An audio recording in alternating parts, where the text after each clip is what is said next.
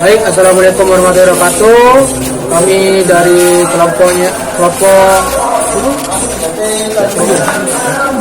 8 Yang kelompok 8 dari matkul marketing adaptif.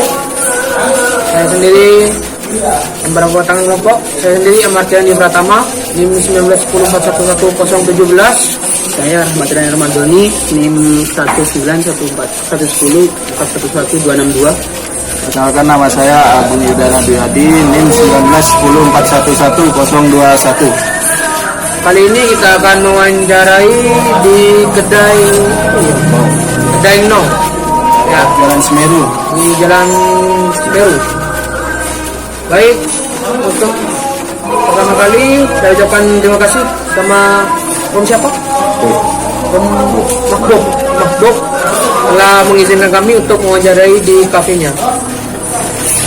Ya, untuk pertama kali saya akan menanyakan kafe ini pertama kali dibuka pada tahun berapa ya? Februari 2019. Februari pada 2016. Biasanya kafe ini buka sampai jam berapa?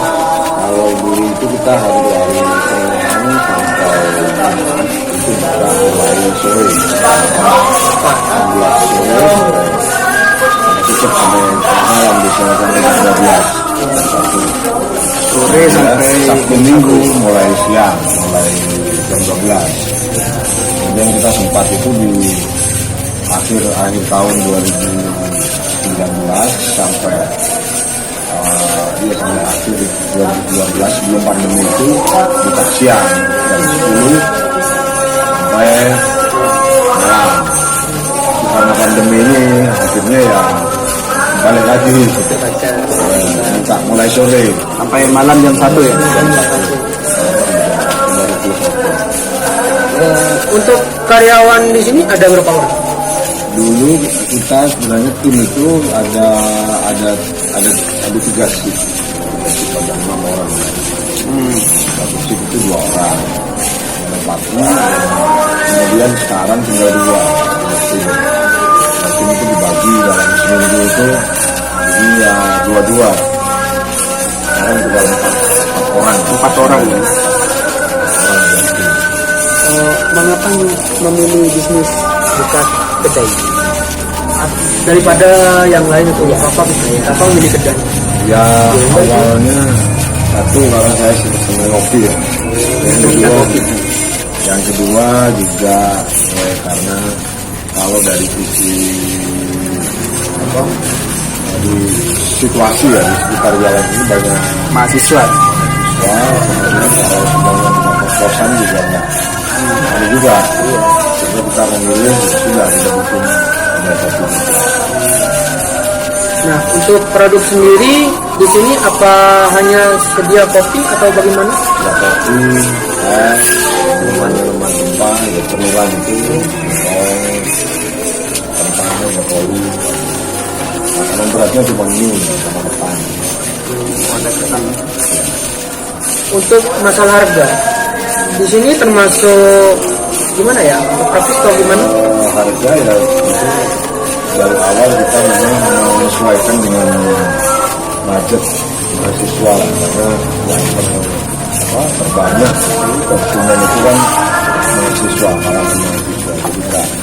Jadi memang nggak makan harga terlalu lebih itu ke bawah ya. Kenapa memilih tempat di sini untuk di biasanya kalau kita itu kebanyakan di jalan. Ini karena punya sendiri. Ya, lama terkelola begitu. Karena kemudian kita memilih untuk dikelola di sini. Untuk promosinya dalam kedai ini gimana? Sejauh ini yang kita pakai itu pakai media sosial. Satu media sosial, yang kedua hubungan emosional ya. Teman-teman itu aja.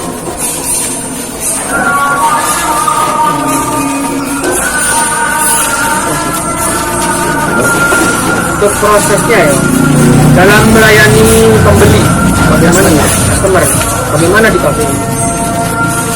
Prosesnya. Ya sama saya kira seperti kedai-kedai yang lain, jadi ya setiap apa namanya produknya, terutama kopi, yang penting kita upayakan pelayanannya tepat dan apa namanya kopi yang kita sajikan itu masih fresh, masih baru. Meskipun dengan harga yang terjangkau untuk kalangan mahasiswa, pelajar atau kalangan bawah, alhamdulillah yang masih kami tetap menggunakan kopi yang masih tidak berbeda. Ya. Jadi pada masa pandemi saat ini, bagaimana sih customer yang pelanggan yang datang ke sini mengalami penurunan atau bagaimana? Memang mengalami penurunan. Sejak setahun yang lalu kan, dari tahun COVID mengalami penurunan, tapi ya apa namanya karena kebutuhan saya kira, kemudian penurunan itu terjadi ketika mahasiswa banyak yang harus pulang, karena akhir-akhir ini sudah mulai merangkak stabil lagi. Kemarin sih ya. Jadi bagaimana sih cara agar ini bisa dalam mengatasi penurunan pelanggan ini? Ya tentu kita kemarin yang sempat kita tempuh itu ketika penjualan secara offline semacam ini mengharapkan orang datang ke sini itu sudah mengalami penurunan, kita maksimalkan lewat online. Memang beda dengan yang lain, kalau yang lain enggak jual kopi lah, takeaway itu enggak jual lebih banyak bahan baku lah, biji kopinya. Kalau pendapatan dari sebelumnya kopi sama kopi itu Ya memang menurun. sangat drastis. Iya, 50% lah. Pelanggannya udah pulang ya. Jadi udah mulai naik. Untuk tiap harinya itu berapa orang biasanya kalau sekarang ini? Kalau sekarang ya rata-rata ya 10 sampai 30-40 orang. Apa Covid itu ya beda. Sebelum Covid itu bisa rata-rata di atas 30 sampai ya hampir 100-an. selama ini dalam masa pandemi ini apa ada kerugian yang berarti? Ya tentu nggak disebut kerugian sih, penurunan Penurunan. karena untuk operasional itu kan ya harus berhemat kan, tetap kan listrik, wifi, air rutin. Makanya kita harus efisiensi. Salah satunya efisiensinya yaitu tadi memotong jam siang itu. Sore. Ya mungkin itu saja dari kami yang mau ditanyakan pada Om. Ya. Kalau di sini boleh gak kami merekam sekitar daerah? Ya. Terima kasih. Ya, hujan ya. Oke.